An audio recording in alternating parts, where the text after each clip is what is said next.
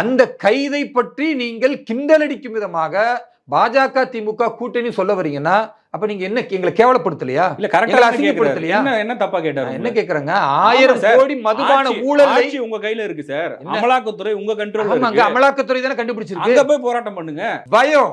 நாங்கள் எதை சொல்லுகிறோமோ அதை செய்வோம். பாரதிய ஜனதா கட்சியை பார்த்து இன்றைக்கு திமுக பயப்படுகிறது. திரைப்படத்துல வடிவேல் சொல்லுவாங்க, வா வா எங்க ஏரியாவுக்கு வரைய, எங்கயா சொல்லு, சொன்னாதானே வர முடியும். ஏரியான்னா எந்த ஏரியா? பாரதிய ஜனதா கட்சி நடிகர்களை வைத்து அரசியல் பண்ணல.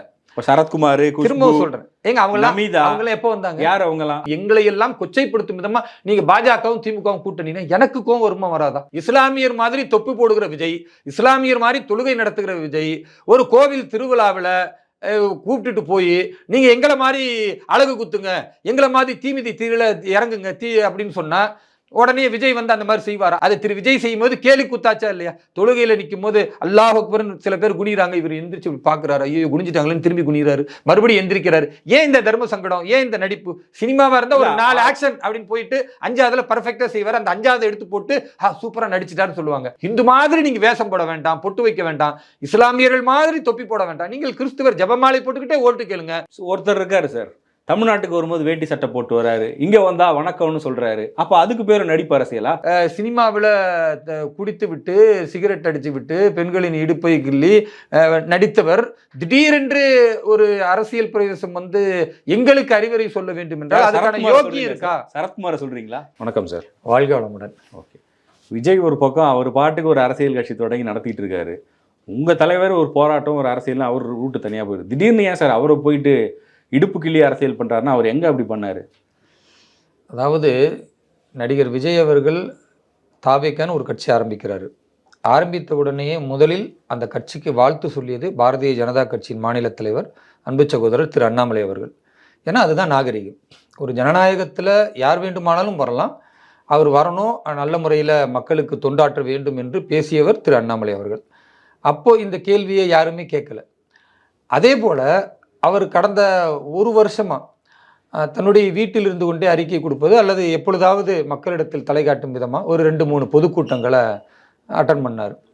அப்பயுமே நம்ம பெருசாக எதுவுமே விமர்சிக்கல. ஏன்னா அவர் களத்துக்கு வரட்டும். ஊடகங்கள் கேட்ட பொழுது திரு அண்ணாமலை அவர்கள் சொன்னது, அவர் களத்துக்கு வரட்டும், மக்களிடத்தில் பேசட்டும், அதில் எங்களுக்கு கருத்து முரண் இருக்குமே ஆனால் நாங்கள் பதில் அளிக்கிறோம். களத்துக்கே வராத ஒரு நபரை பற்றி கேள்வி கேட்டிங்கன்னா நாங்கள் எப்படி பேசுறது அப்படின்னு பதில் சொன்னார். அப்பொழுதும் எல்லோரும் அமைதியாக இருந்தாங்க.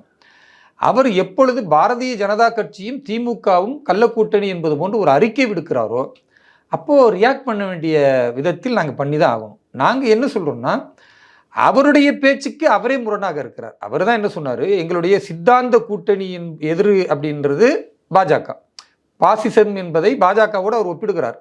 ஆனால் உண்மையான பாசிஸ்டுகள் என்பது திமுக என்பது பாவம் அவருக்கு புரியல. வரக்கூடிய காலத்தில் அவங்களையும் சொல்கிறாரு, அவங்க பாசிசம்னா இவர் பாயாசன்றாரு. அதாவது ஒரு அரசியல்வாதியாக அவர் பேசலை, ஏதோ எதுகை முனையாக பேசணும். டிஆர் ராஜேந்திரன் அவர் பேசுவார்ல, டி ராஜேந்திரன் பேசுகிற மாதிரி இவர் என்ன செய்கிறாரு, அது பாசிசம், இது பாயாசம், அப்போல்லாம் உடனே அடுத்து பேசுவார்னு நினைக்கிறேன்.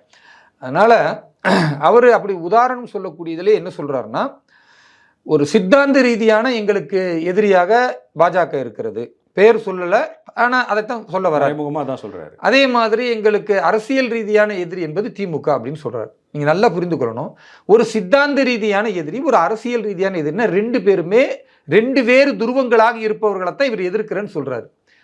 அதே திரு விஜய் என்ன சொல்கிறாருன்னா, பாஜகவும் அதே வேளையில் திமுகவும் மறைமுகமாக கூட்டணி அமைத்துக் கொண்டிருக்கிறார்கள். இது 2வது முறை சொல்கிறார். 1வது முறை அவர் பேசும்பொழுது கூட நாங்கள் அமைதியாக இருந்தோம், இந்த மும்மொழி கல்வி இந்த திட்டங்களை பேசும்போது. இப்போ இந்த சாராய மதுபான ஊழலுக்கு எதிராக நாங்கள் கடுமையான போராட்டம் நடந்துச்சு. காவல்துறையுடைய அடக்குமுறையை தாண்டி கைது செய்யப்பட்டு எங்கள் பெண்களை எல்லாம் 6 மணிக்கு மேலே விடுதலை செய்யாமல் இவ்வளவு நெருக்கடி இருக்கிற சூழலில் ஒரு உணர்ச்சி மிகுந்த ஒரு காலகட்டத்தில் நாங்கள் போராடிக்கிட்டு இருக்கிறோம். அதை கொச்சைப்படுத்தும் விதமாக திரு விஜய் இந்த திமுகவும் பாஜகவும் கூட்டணின்னு சொன்னால் உணர்ச்சி பெருக்கோடு சில பதில்கள் வரத்தான் செய்யும்.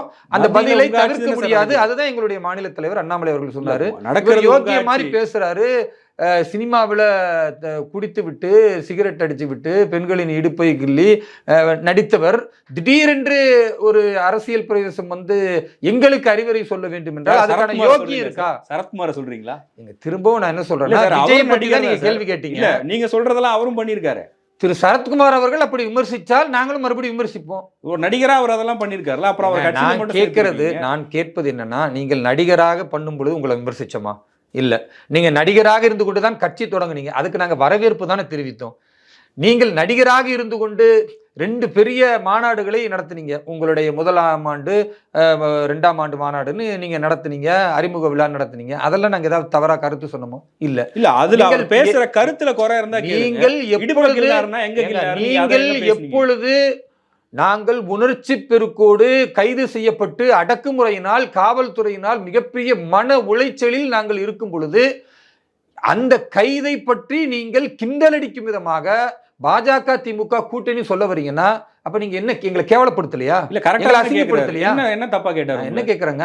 1000 கோடி மதுபான ஊழல் உங்க கையில இருக்கு சார். அமலாக்கத்துறை உங்க கண்ட்ரோல்ல இருக்கு. அங்க அமலாக்கத்துறை தானே கண்டுபிடிச்சிருக்கு. அங்க போய் போராட்டம் பண்ணுங்க. ஏங்க அமலாக்கத்துறை தானங்க கண்டுபிடிச்சிருக்கு. அமலாக்கத்துறை தானங்க 1000 கோடி ரூபாய் ஊழல் பண்ணிருக்காங்கன்னு சொல்லிருக்கு. அமலாக்கத்துறை தானங்க இனி வரக்கூடிய செந்தில் பாலாஜில இருந்து மற்ற யாரெல்லாம் அதில் சம்பந்தப்பட்டிருக்காங்க, முதல்வரே சம்பந்தப்பட்டிருந்தாலும் ஐயா ஸ்டாலினும் சிறைக்கு போக போறாரு. அது அமலாக்கத்துறை செய்யற வேலை. அதை கரெக்டா அவங்க செய்வாங்க. அப்ப அமலாக்கத்துறை 1000 கோடி ஊழல் என்று அறிவித்த பிறகு கூட செந்தில் பாலாஜி ராஜினாமா செய்யாமல் இன்றைக்கும் தொடர்கிறார் என்றால் இதில் திரு மு க ஸ்டாலின் அவர்களுக்கு தொடர்பு இருக்கிறது என்ற ஒரு உறுதியான நிலைப்பாட்டில் தான் பாரதிய ஜனதா கட்சி நாங்கள் போராட்டத்தை அறிவிக்கிறோம். ஒரு ஜனநாயக போராட்டத்திற்கு கூட இடம் கொடுக்காம எங்களை பேருந்துல அமர வைத்து அடிக்கிற வெயில்ல திரும்ப திரும்ப 2 மணி நேரம் சுற்றுறோம்.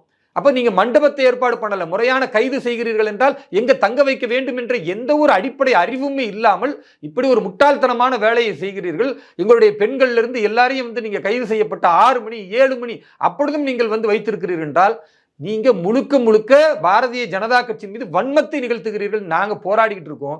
நீங்க கிண்டல் அடிக்கிற விதமா கேலி கூத்தா பாஜகவும் திமுகவும் மறைமுக கூட்டணி சொன்னா இதை விட கடுமையா நானா இருந்தா கேட்டிருப்பேன். திரு அண்ணாமலை அவர்கள் ஓரளவு நாகரிகமா விதத்துல ஒரு ஐபிஎஸ் படிச்சவர் பேசுற பேச்சா சில நபர்களுக்கு அவர்களுக்கு புரிகிற விதத்துல பதில் சொன்னாதான் அடுத்து பேசும்போது அவர்கள் யோசிச்சு பேசுவாங்க. அதனால இனி திரு விஜய் அவர்கள் யோசிச்சு அறிக்கை விடுவார். இல்லைன்னா இதை விட கடுமையான பதிலடியை திரு அண்ணாமலை தருவார். அமலாக்கத்துறை விசாரணை நடத்திருக்கு, ஒரு அறிக்கையை வெளியிடுறீங்க, அவங்க மேல நடவடிக்கை எடுக்கலன்னா நீங்க அமலாக்கத்துறை ஆபீஸ் முன்னாடி போய் போராட்டம் நடத்தணும்.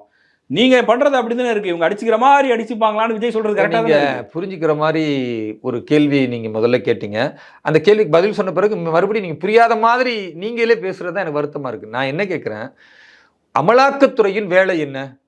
எங்கு ஊழல் நடைபெறுகிறதோ, எங்கு அரசின் பணங்கள் கொள்ளையடிக்கப்படுகிறதோ, அது அதிகாரிகள் மூலமாகவோ அல்லது அமைச்சர்கள் மூலமாகவோ நடந்தால் அதை ஆய்வு செய்து அது சம்பந்தப்பட்ட இடத்துல ரெய்டு போய் அதுக்கான ஆவணங்களை கண்டுபிடித்து முறையாக எத்தனை கோடி ஊழல் நடந்திருக்கிறது அறிவிச்ச பிறகு சட்ட நடவடிக்கையில் ஈடுபடுவாங்க. இது எல்லாத்தையுமே மத்திய அரசினுடைய ஒரு புலனாய்வு அமைப்பு தெளிவா செஞ்சுக்கிட்டு இருக்கு. ஒரு அரசியல் கட்சியா நாங்க என்ன செய்யணும்? இப்படி வெளிப்படையாக 1000 கோடி ஊழல் சொன்ன பிறகு அது சட்ட நடவடிக்கையை அரசு எடுக்கும். அரசியல் கட்சியை செய்யணும். தார்மீக ரீதியாக இதுக்கு யார் அமைச்சராக இருக்கிறாரோ அந்த செந்தில் பாலாஜி உடனடியாக விடுவிக்கப்பட வேண்டும். அவர் அமைச்சர் பொறுப்பில் இருக்கிற தகுதியற்றவர். ஆல்ரெடி அவர் குற்றவாளியாக குற்றம் சுமத்தப்பட்டு இன்னைக்கும் பிணையில தான் வந்து கொண்டிருக்கிறார். உச்சநீதிமன்றமே சில நேரங்களில் அவருக்கு எதிராக என்ன இப்படி இருக்கு 2 நாள்ல அமைச்சர் கொடுப்பீங்களான்னு கேட்கக்கூடிய அளவுக்கு தான் ஒரு மோசமான முன்னுதாரணம் இங்க தமிழ்நாட்டில் திரு ஸ்டாலின் அவர்கள் நிகழ்த்தி கொண்டிருக்கிறார். டெல்லியில நீங்க காட்டின வேகம் இங்க இல்லையே. அதுதான் முதல் இப்பதானே ஆரம்பிச்சிருக்கிறோம். பார்க்கத்தானே போறீங்க. இனிமே பாரதிய ஜனதா கட்சியினுடைய ஒவ்வொரு அதிரடியும் இப்பதான் ஆரம்பிச்சிருக்கிறோம். முதல் அதிரடியே இன்றைக்கு காவல்துறையை வைத்து திரு ஸ்டாலின் அவர்கள் அடக்குமுறை செய்கிறார். அதை மீறி இருக்கிறோம். இனிமே எங்களுடைய மாநில தலைவர் சொல்லியிருக்கிறார், எந்த இடத்துக்கும் ஆர்ப்பாட்டமும் போராட்டமோ காவல்துறையில் வாங்க மாட்டோம் சார். DMK files வெளியிட்டேன்னாரு.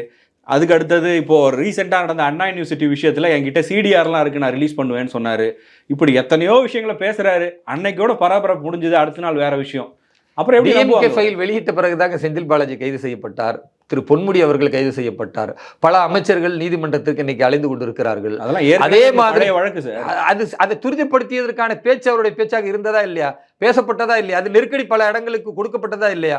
அதே மாதிரி நீங்க அண்ணா பல்கலைக்கழகத்தினுடைய அந்த பெண் பாலியல் துன்புறுத்தல் சம்பந்தமாக காவல்துறைக்கு ஒரு செக் வைக்கிறாரு, என்கிட்ட இருக்கு, நான் வெளியிட்டுருவேன், நீங்களாக நியாயப்படி விசாரணை செய்யணும்னு சொன்ன பிறகுதான் அங்க யார் அந்த வழக்கை துரிதப்படுத்தவே இல்லைன்னு சொல்றாங்க. இப்ப நீங்க இருக்கிறாருன்னு சொல்லி நீங்களா சொல்லிட்டு இருந்தீங்க. சரிங்க, நான் கேட்கறேன். இல்லன்னு சொல்றாங்கல்ல, அப்ப இது அவதூறு பேச்சுன்னா ஏன் அண்ணாமலை அவர்களை கைது செய்யல?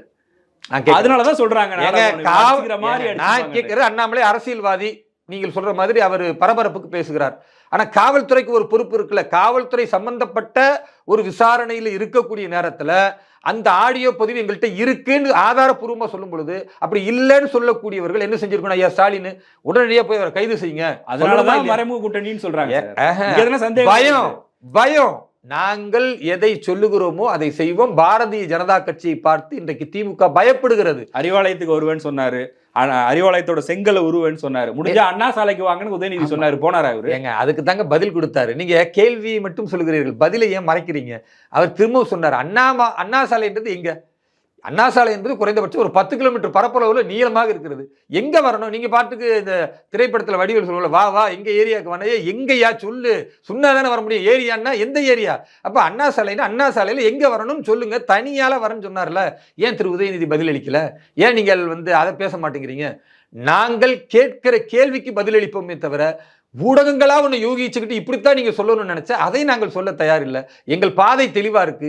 2026 திமுகவுடைய ஆட்சியை வீழ்த்தணும். இவருடைய சாராய ஊழல்ல இருந்து, சட்டம் ஒழுங்கு சீர்குலைவுல இருந்து அத்தனையும் இன்றைக்கு மக்கள் முன்னால் எடுத்து வச்சுக்கிட்டு இருக்கிறோம். திரு விஜய் அவர்கள் வெறும் அறிக்கையை வாசித்துக் கொண்டிருப்பதும், அவருடைய இல்லத்துல மலரஞ்சலி செலுத்துவதும், என்றைக்காவது ஒரு நாளோ 2 நாளோ ரசிகர்களுக்கு அந்த நடிகர் மாதிரி ஒரு பில்டப் காட்டுறதுக்கு வெளியே வந்து பேசுவதோ அது அரசியல் அல்ல. அவர் கள அரசியல் அடிச்சுக்கிறது பில்டப்பா இல்ல. அவர் கள அரசியல் பரந்தூருக்கு போய் மக்களை ஆதரிக்கிறாரு. அதுதாங்க நானும் சொல்றேங்க. மக்களை பார்த்து பரந்தூர்ல வந்து பேசினார்ல, அதற்கு அடுத்து அவர் என்ன செஞ்சார்? அந்த பரந்தூர் மக்களுக்கு களத்தில் நின்றாரா? கைது செய்யப்பட்டாரா?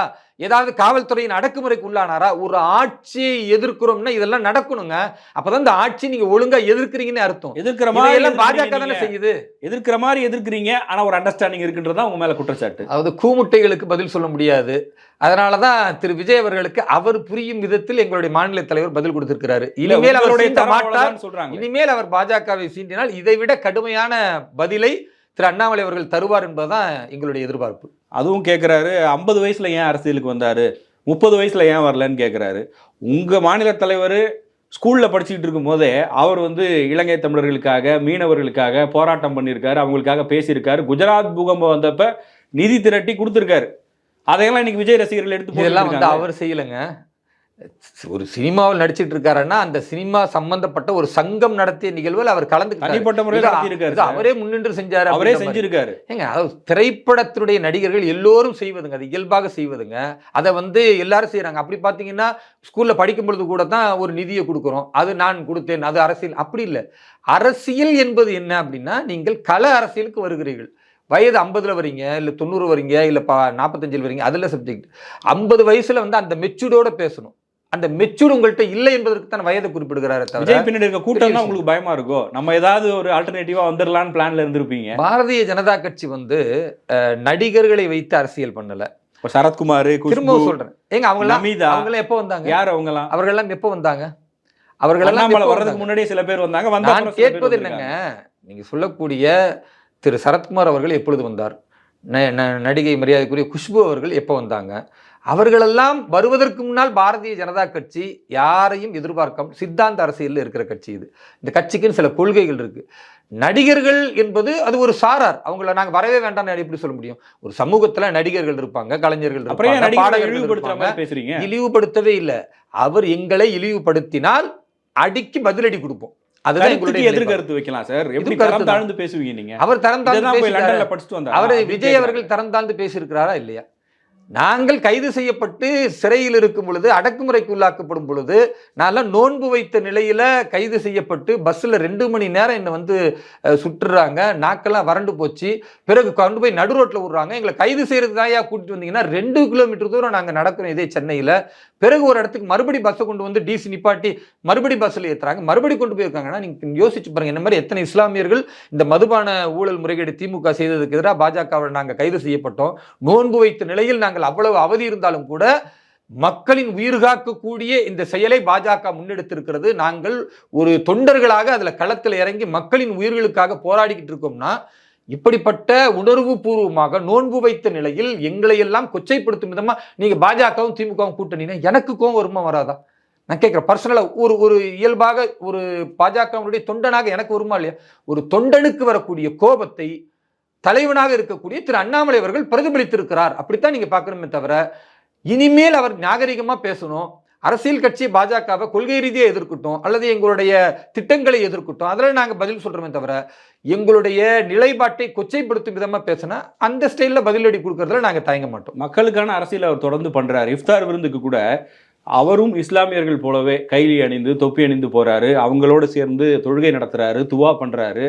இந்த மாதிரி ஒரு அரசியல்வாதியை பார்க்க முடியுமா? நீங்க அவர்கிட்ட போய் இந்த மாதிரி ஒரு தரம் தாழ்ந்த விமர்சனங்களை வைக்கிறீங்களே. இப்படி ஒரு அசிங்கமான அரசியலை திரு விஜய் செய்கிறத நீங்க எப்படி நியாயப்படுத்துறீங்க? அதனை இஸ்லாமியர் போலவே அப்படி தேவையில்லை. இஸ்லாமியர் தாங்க இஸ்லாமியர். அவன் என் நண்பர் சார், என்னுடைய சகோதரர். நண்பர் என்றால் அவர் இஃப்தார் நிகழ்ச்சிக்கு நீங்க நண்பரை கூப்பிடுங்க, நோன்பு கஞ்செல்லாம் வைங்க, நோன்பு திறக்க வைங்க, அந்த நட்பை பாராட்டுங்க, உங்களுடைய மதத்தினுடைய நம்பிக்கைகளை நான் மதிக்கிறேன் நீங்க காட்டுங்க. அதுக்கு பேரு நட்பு, அதுக்கு பேரு நான் அந்த சமூகத்தை மதிக்கிறேன்னு அர்த்தமே தவிர உங்களை மாதிரி நான் தொப்பி போடுவேன், உங்களை மாதிரி நான் தொழுகை நடத்துவேன். அப்ப இஸ்லாமியர்கள் நாளைக்கு இதே விஜய் காளியம்மா கோயிலுக்கு போகும்போது அவங்க சொல்றாங்க, வாங்க விஜய் வாங்க அழகு குத்தலாம், 2 பக்கம் அழகு குத்தி தீ மிதி இறங்குங்க, எங்களை மாதிரி நீங்க கொஞ்சம் செய்யுங்களா அப்படின்னா அது செய்வாரா? இல்ல கேட்கிற கேள்வி என்ன, இஸ்லாமியர் மாதிரி தொப்பி போடுகிற விஜய், இஸ்லாமியர் மாதிரி தொழுகை நடத்துகிற விஜய் ஒரு கோவில் திருவிழாவில் கூப்பிட்டுட்டு போய் நீங்க எங்களை மாதிரி அழகு குத்துங்க, எங்களை மாதிரி தீமிதி தீர இறங்குங்க தீ அப்படின்னு சொன்னா உடனே விஜய் அந்த மாதிரி செய்வார்? அப்ப செய்ய மாட்டார், செய்ய மாட்டார். நான் சொல்றேன், எழுதி வச்சுக்கங்க. ஏன்னா சரி சார், ஏன்னா இஸ்லாமிய வாக்கு வங்கிக்கு இதை செய்தால் போதும், இந்த இஸ்லாமியர்கள் ஏமாந்து விடுவார்கள் அப்படின்னு அவர் நினைக்கிறார். ஹிந்துக்கள் நீ அழகு குத்துனாலும் தீமிதி திருவிழாவில் போய் நெருப்புல இறங்கினாலும் அதை பத்தி அவங்க கவலையே பட மாட்டாங்க. அவர்கள் உன்னால் இந்த சமூகத்திற்கும் அரசியல் ரீதியான ஏதாவது நன்மை இருக்கா, மக்களுக்கு நன்மை இருக்கான்னு பார்ப்பாங்க. இஸ்லாமியர்கள் பார்க்கல, இஸ்லாமியர்கள் இழுத்த வயர்கள் என்பதற்காக அவர் செய்யறாரு. பாஜக அப்படி செய்யாது. நீங்களும் தான் இப்ப நடத்த போறீங்க இஃப்தார். அப்ப அதுக்கு பேர் என்ன? நாங்க இந்த மார்ச் மாதம் 25ஆம் தேதி மாநில தலைவர் திரு அண்ணாமலை அவர்கள் எங்களை அழைத்திருக்கிறார். இஃப்தார் நிகழ்ச்சி சிறப்பாக பிரம்மாண்டமாக ஏற்பாடு நடந்து கொண்டிருக்கிறது. பாரதிய ஜனதா கட்சியினுடைய சிறுபான்மை அணி அதை மிகப்பெரிய அளவுக்கு முன்னெடுக்கிறது.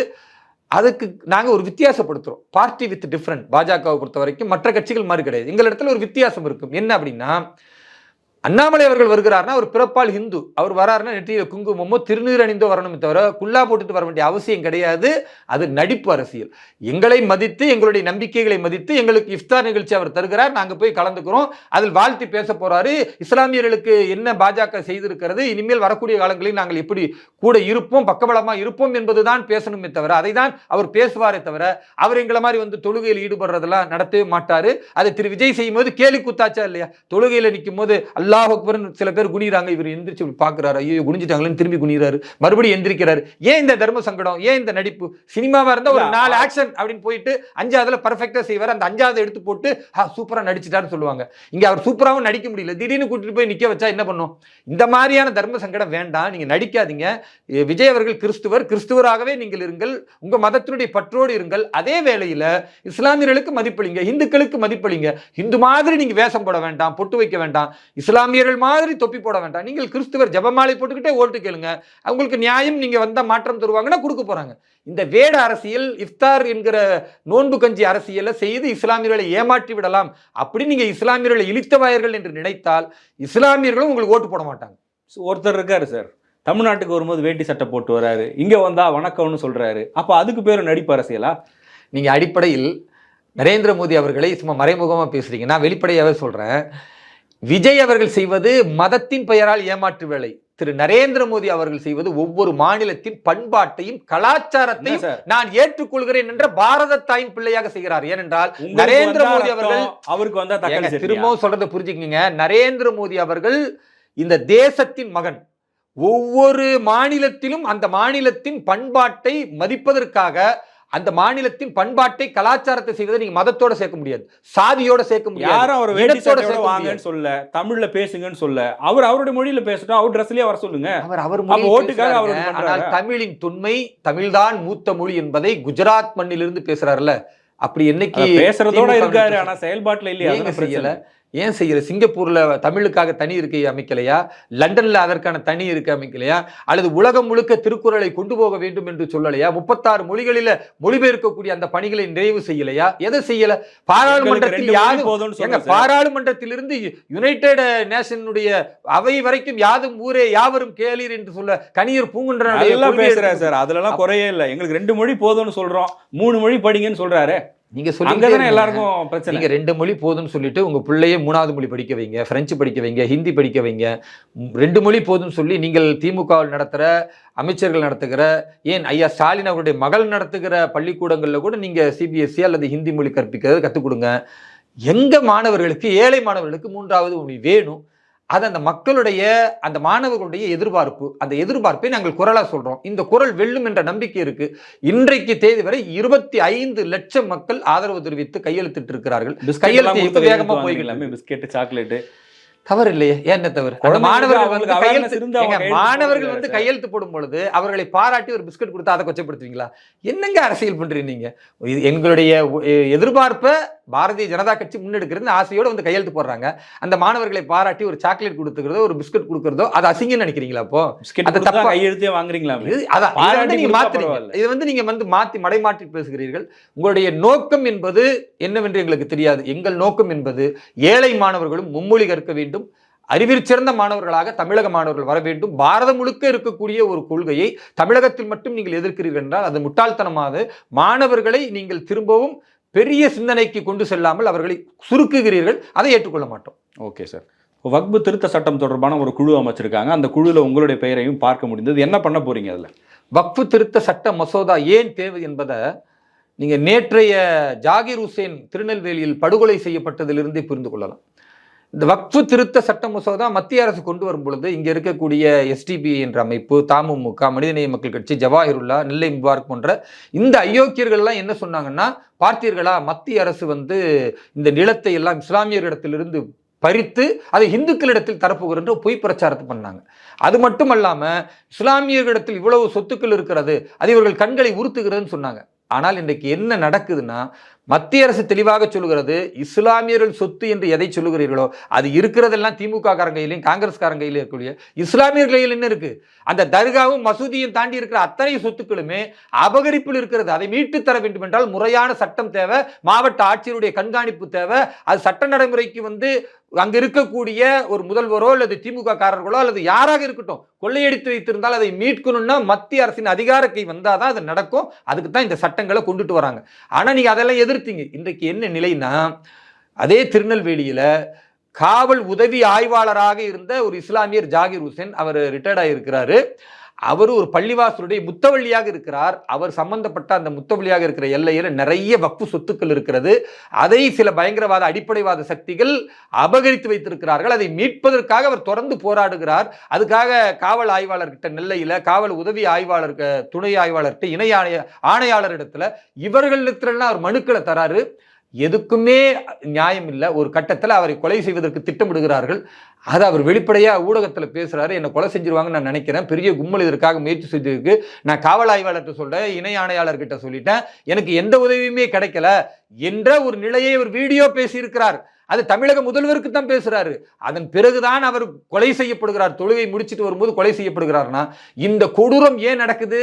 அப்போ வக்ஃபு சொத்துக்கள் என்பதை கயவர்கள் சிலர் அபகரித்து வைத்திருக்கிறார்கள். அதை மீட்பதற்காக இஸ்லாமிய பிரதிநிதியாக இருக்கக்கூடிய ஒரு முத்தவள்ளி ஒருத்தர் முயற்சி செய்தால், ஒரு காவல்துறையில் பணிபுரிந்தவரே முயற்சி செய்தால் கூட அவரையே கொலை செய்யறாங்கன்னா இதனுடைய ஆழம் எங்க இருக்கு? நீங்க காவல்துறை கொடுத்திருக்க விளக்கம் வேறா இருக்கிறது. எங்க காவல்துறை பாதுகாக்க எவ்வளவு வேணா விளக்கம் கொடுக்கும். திருச்செந்தூர் கோவில்ல கியூல நின்று ஒருத்தர் இறந்து போயிட்டா அந்த இறந்து போன பெண்ணிடத்துல இவர் வாங்குற ஸ்டேட்மெண்ட் இந்த மாதிரி கூடுன்னு சொல்லி வாங்கிட்டு பிறகு அவங்களே குடும்பத்தார் சொல்லியிருக்காங்க நெருக்கடி இல்ல, அவருக்கு ஏதோ மூச்சு முட்டிருச்சு, அது அவருடைய தனிப்பட்ட நோயின் எப்படி திரு சேகர் பாபு அவர்கள் அறிக்கை விடுகிறாரோ பொய்யாக, அப்படித்தான் இதையுமே நாங்க பாக்குறோம். எங்களுடைய விஷயம் நாங்க என்ன சொல்றோம், நாங்களா விளக்கம் கொடுத்தோம். ஏங்க அவரே வீடியோ பேசியிருக்கிறாங்க, அவரே சொல்றாரு இந்த வக்ஃபு சொத்தை கொள்ளையடிப்பதற்காக பண்றாங்க, நான் இவ்வளவு முயற்சி எடுத்திருக்கிறேன், என்ன கொலை செய்ய போறாங்க, தமிழக முதல்வரே இதை பார்த்துக்கிட்டு இருக்கீங்களே, உங்களுக்கு கேட்குமான்னு கேட்கிறாரு. கேட்கலையே, இல்ல கொண்டுட்டாங்களே. வக்ஃபு திருத்த சட்டம் கொண்டு வரும்போது இப்போ உறுப்பினர்கள் இருக்காங்க, சொத்துக்களை பாதுகாக்கிறதுக்கான ஒரு குழு உருவாக்குறோம்னு சொல்லும் போது இஸ்லாமியர்கள் அல்லாதவர்கள் அதுல இருக்கலாம் அப்படிங்கிற ஒரு சட்ட திருத்தமும் கொண்டு வரப்படுறதா சொல்றாங்க.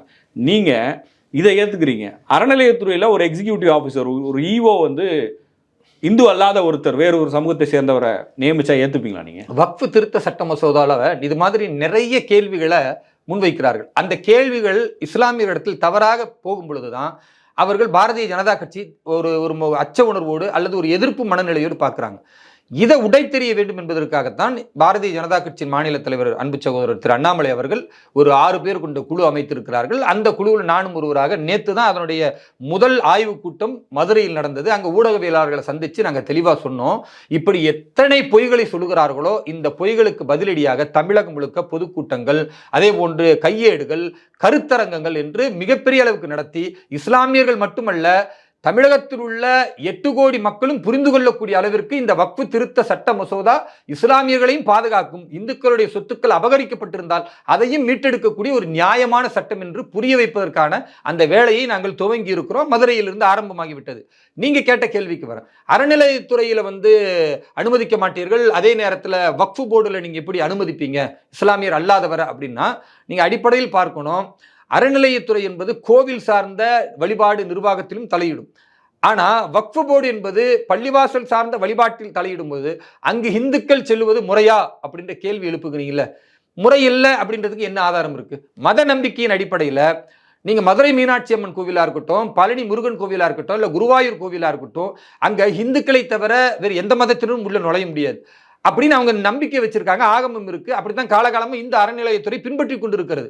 அப்படி இருக்கும் பொழுது அங்க ஒரு இஸ்லாமியரை நீங்க பணிக்கு போட்டீங்கன்னா அவர் உள்ளர போய் ஆய்வு செய்யறேன்னு போனா மதக்கலவரம் வருமா வராதா? ரெண்டுமே நம்பிக்கை தானே. அதான் சொல்றாங்க, மதக்கலவரம் வருமா வராதா? கண்டிப்பா மதுரை மீனாட்சி அம்மன் கோயிலுக்கு போய் ஒரு இஸ்லாமியர் உள்ள அப்படிலாம் வராங்க, நீங்க எதுவும் பண்ணாம அப்படிலாம் கிடையாதுங்க. உங்க நோக்கமே தப்பா இருக்கு. மதுரை மீனாட்சி அம்மன் கோவில்ல ஒரு இஸ்லாமியர் இந்த அறநிலையத்துறையில போட்டு எங்க உள்ள போய் அவரை பார்க்க சொல்லுங்க, அல்லது குருவாயூருக்குள் போக சொல்லுங்க, கலவரம் வந்துருங்க.